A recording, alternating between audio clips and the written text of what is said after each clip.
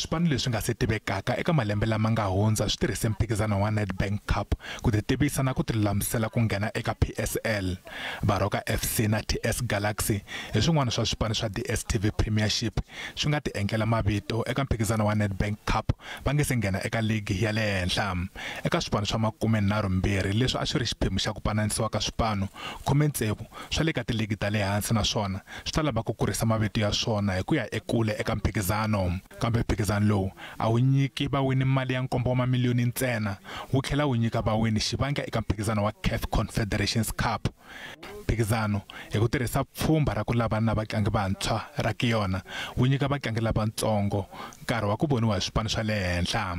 For me, if I look at TS Galaxy and TTM, teams that potentially would never have dreamt that they would have the opportunity to play with the best on the continent, this for us is the impact of the Nedbank Cup, and we're very proud of that impact.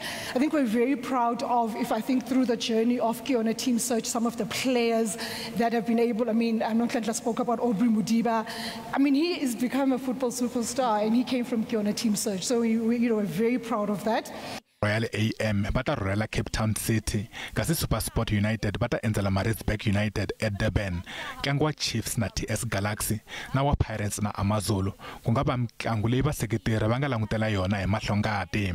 Hambiswiritano eka nkarhi lowu nga hundza mphikizano lowu wu vone swipano leswintsongo swi ba swipano leswikulukumba.